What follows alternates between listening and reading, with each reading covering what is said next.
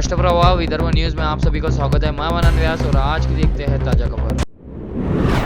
पिछले 3 महीनों से चल रही ऑनलाइन शिक्षक तबादला प्रक्रिया में हर दिन एक नई बाधा खड़ी हो रही है और सरकारी निर्णय के अनुसार तबादला अवधि 31 मई को समाप्त होने से शिक्षकों में असमंजस की स्थिति बनी हुई है कि शिक्षकों के ऑनलाइन तबादले होंगे या नहीं। ऑनलाइन प्रक्रिया में बार बार आ रही तकनीकी दिक्कतों, शिक्षकों एवं शिक्षक संघों द्वारा दायर न्यायालयीन प्रकरणों तथा इस संबंध में उच्च न्यायालय द्वारा पारित आदेशों के साथ साथ पुराने एवं नए संच मान्यता के संबंध में असमंजस की स्थिति के कारण ऑनलाइन शिक्षक स्थानांतरण प्रक्रिया में लगातार बाधाएं उत्पन्न हो रही है तथा केंद्रवार वास्तविक स्थानांतरण प्रक्रिया अभी तक प्रारंभ नहीं हो पाई है। 7 नवंबर 2024 के शेड्यूल के अनुसार प्री ट्रांसफर प्रक्रिया में 34 दिन लगते हैं। इस शेड्यूल को मानते हुए अगर प्रक्रिया आज शुरू भी होती तो भी ट्रांसफर प्रक्रिया पूरी होने में जुलाई तक का समय लग जाता। विदर्भ में 23 जून को स्कूल शुरू होंगे। स्कूल शुरू होने से पहले तबादला प्रक्रिया पूरी करना संभव नहीं है, इसलिए तबादले होंगे या नहीं इस पर असमंजस बढ़ गया है। फिलहाल तबादलों को लेकर सूचियां प्रकाशित हो चुकी है, लेकिन रिक्तियां घोषित नहीं की गई है। इस वजह से असमंजस बढ़ गया है। शिक्षकों का कहना है कि बार बार बदलते नियम, शिक्षा और ग्रामीण विकास विभाग में तालमेल का अभाव और प्रशासनिक उदासीनता भी तबादला प्रक्रिया में देरी की वजह हो सकती है। शिक्षकों को सरकार की मंशा पर संदेह होने लगा है।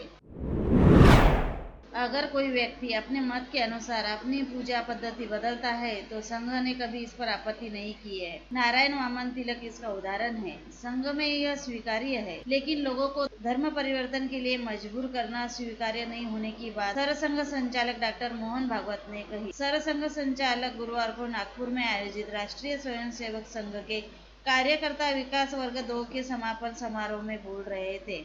इस अवसर पर पूर्व केंद्रीय मंत्री अरविंद नेताम मुख्य अतिथि के रूप में उपस्थित थे।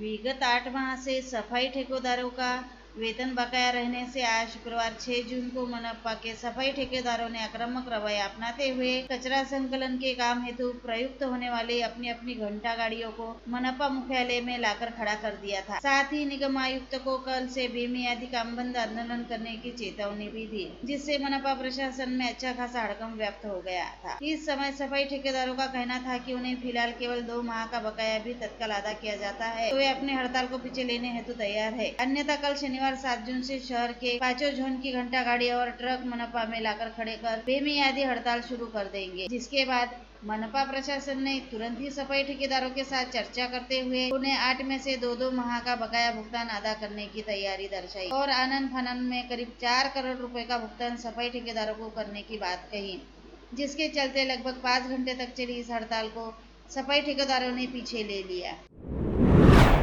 स्थानीय खापरडे बगीचा परिसर स्थित आदर्श प्राइमरी स्कूल में आज सुबह उस समय हड़कंप मच गया जब शाला के प्रांगण में स्थित सभागार की रेलिंग से फांसी के फंदे पर स्कूल के नाइट वॉचमैन आनंद शेषराम राजूकर का शव लटकता दिखाई दिया, जिसकी जानकारी तुरंत ही सिटी कोतवाली पुलिस को दी गई।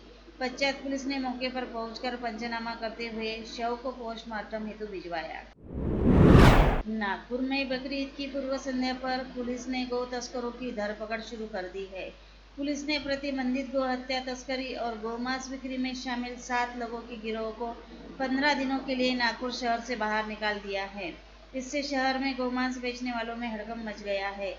पुलिस ने जिन आरोपियों को 15 दिन के लिए शहर से बाहर किया है उनमें से तनवीर कुरैशी, सलीम हाजी कुरैशी, मोहम्मद रिशाद, अब्दुल वहाब साहेब उर्फ सोबी नूर कुरैशी, मोहम्मद इमरान जहीर कुरैशी, राहिल कुरैशी, छोटू कुरैशी, आसिफ कुरैशी, अजीब कुरैशी, सरफराज हक, अब्दुल हक शामिल है, जो गद्दी गोदाम अलग अलग हिस्से में रहते हैं।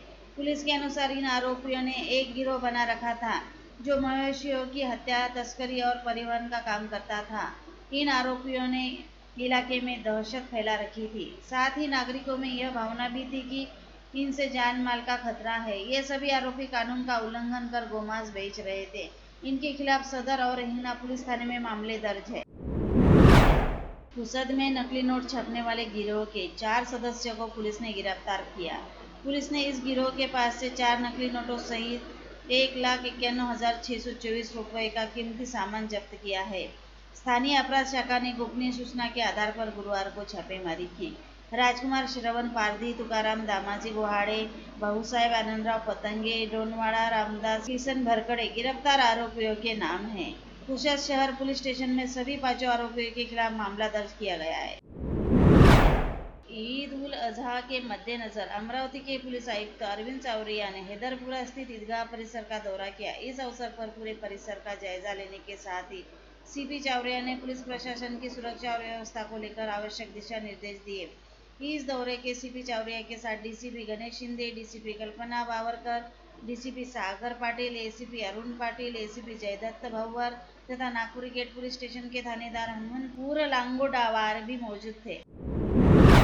दस्तावेजों के लिए इंतजार करने को कहे जाने पर गुस्साए 2 लोगों ने मंडल अधिकारी पर कटर से हमला कर दिया। आकोट शहर में एक चौंकाने वाली घटना हुई। आरोपियों ने तलाठी कार्यालय में तोड़फोड़ कर सरकारी काम में बाधा भी डाली। पुलिस ने इस मामले में मामला दर्ज कर दोनों आरोपियों को गिरफ्तार कर लिया है। गजानन नगर क्षेत्र में तलाठी कार्यालय में मंडल अधिकारी गणेश भारती सरकारी काम कर रहे थे। इस समय सुनील अंबादास काटोर और माधव नामदेव तांडे कार्यालय में आए। उन्होंने भारती से उनके मामले के फैसले के लिए इस्तेमाल किए गए दस्तावेजों की प्रतियां मांगी। भारती ने उन्हें इंतजार करने के लिए कहा। इससे दोनों आरोपी नाराज हो गए। आरोपियों ने उनके साथ गाली गलौज करते हुए टेबल पर रखे लैपटॉप और दस्तावेज फेंक दिए। उसके बाद दोनों आरोपियों ने भारती के हाथ पकड़े और गर्दन पर कटर से वार किया, जिससे वह घायल हो गया। दाऊदी बोहरा समाज ने शुक्रवार को ईद उल अजहा का त्यौहार मनाया। बर्तन बाजार स्थित दाऊदी बोहरा मस्जिद में हाल ही में दावत से पधारे आमिर साहब शेख मुर्तजा भाई मदार वाले ने सुबह फजर की नमाज अदा करवाई। सूर्योदय पश्चात ईद का खुतबा अदा करवाया, उपरांत दुआ फरमाई। सभी समाज बंधु सहपरिवार इस आयोजन में शामिल हुए, एक दूसरे को मुबारकबाद दी। बाद में घर घर में कुर्बानी की रस्म अदा की गई। अमरावती शहर में वृक्षारोपण एवं संरक्षण के क्षेत्र में विभिन्न गतिविधियों को सफलतापूर्वक क्रियान्वित करने वाले वृक्ष संरक्षण फाउंडेशन ने विश्व पर्यावरण दिवस पर साई नगर क्षेत्र के नालंदा कॉलोनी स्थित वृक्ष संरक्षण नर्सरी में वृक्ष पूजन एवं वृक्षारोपण किया तथा घर घर वृक्षारोपण के लिए आम, इमली, कडुलिंब, आंवला, पीपल, बड़, जामुन जैसे अनेक उपयोगी वृक्षों के पौधे वितरित किए गए। कार्यक्रम में अध्यक्षता समाजसेवी अभिनंदन पेंढारी ने की। मुख्य अतिथि के रूप में वरिष्ठ समाजसेवी पुरुषोत्तम मुंदड़ा, दीपक हुंडीकर, अंजलिताई पाठक, वर्षा कडू, जगदीश आयसी कमल, हरिहर बोजरे, ज्ञानेश्वर कुर्वे उपस्थित थे। कार्यक्रम की शुरुआत में मंजूताई वासनिक ने सभी अतिथियों का कुमकुम तिलक लगाकर एवं पर्यावरण का संदेश देने वाले बिल्ले देकर स्वागत किया। इसके पश्चात बराड़ी कवि आबाद साहिब कडू की 2 कविताओं का वाचन किया, जिसमें पर्यावरण संरक्षण के लाभों के बारे में बताया गया है। और लेटेस्ट न्यूज़ देखने के लिए राष्ट्रप्रभा चैनल को लाइक और सब्सक्राइब कीजिए।